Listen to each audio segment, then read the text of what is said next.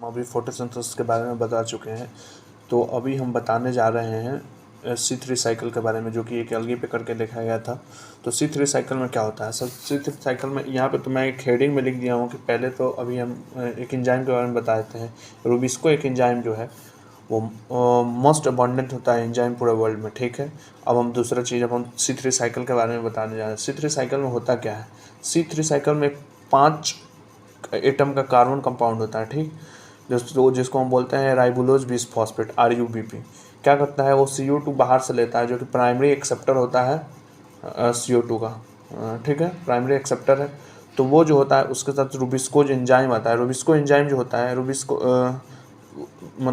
Enzyme जो होता है CO2 को ऐड कर देता है RUBP के साथ और बना लेता है तीन कार्बन के कंपाउंड बना लेता है 2।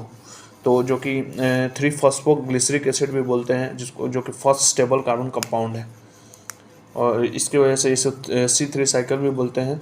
अब C3 ये तो 2 कार्बन कंपाउंड बना लिया, बोले 3 कार्बन कंपाउंड 2 बना लिया, तो जिसको 3-फॉस्फोग्लिसरेट बोलते हैं। इसमें कार्बोक्सिलिक ग्रुप होता है, ठीक है। और उसके बाद ये जो होता है उसमें 2 ATP बनता है आगे अगले स्टेप में, और NADPH बनता है। NADPH जो होता है रिडक्शन करवाता है, और इसके बाद जो होता है 3-फॉस्फोग्लिसरेट के बाद बनता है ग्लिसरल्डिहाइड बनता है। ग्लिसरल्डिहाइड बनने के बाद क्या होता है, रीजनरेशन होता है। रीजनरेशन जो होता है उसमें क्या होता है, ATP जो होता है ADP में कन्वर्ट हो जाता है। अब हम पूरे इस प्रोसेस को पढ़ेंगे। Addition of CO2 to 5 carbon atom compound is called carboxylation. Addition जो होता है CO2 का 5 कार्बन कंपाउंड कौन सा होता है? RUBP होता है, राइबोलोज बिस फॉस्फेट।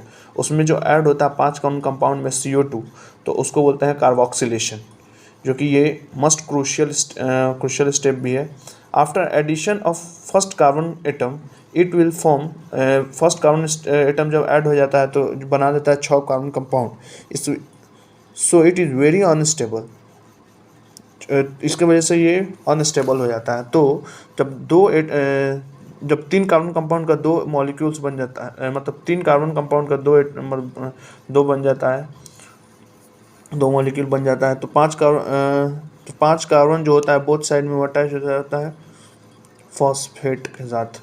और यहाँ पे दिखा 5 carbon both side attach with the phosphate, ठीक है। RUBP जो होता है प्राइमरी एक्सेप्टर होता है C3 साइकिल में, ठीक है। अब ये यहाँ दिखाया गया साइकिल को दिखाया गया 5 कार्बन का कंपाउंड है, जो इसमें 6 साइकिल को करा के दिखाया गया। 5 कार्बन का कंपाउंड है जिसमें CO2 ऐड हो रहा है, तो 6 बार यहाँ पे दिखाया गया। यहाँ पे 3 कार्बन कंपाउंड जो होता है 6 टाइम्स बना है, ठीक है। यहाँ पे भी 3 कार्बन कंपाउंड जो होता है 6 टाइम्स बना है, तो 5 कार्बन सेंट किस में हो जाता है? RUBP में हो जाता है। यहाँ पे रीजनरेशन जो है उसके बारे में देखा है। अब यहाँ पे हम पढ़ते हैं रूबिस्को का फुल फॉर्म क्या होता है?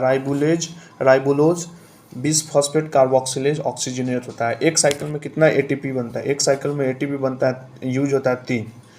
अच्छा, एक साइकिल में 3 ATP यूज होता है, तो 6 साइकिल के लिए 18 ATP जरूरी होता है। तो एक साइकिल में यहाँ देखा गया है 2 NADPH भी लग रहा है। तो अगर आप 6 साइकिल करवाते हैं तो 12 NADPH लगेगा।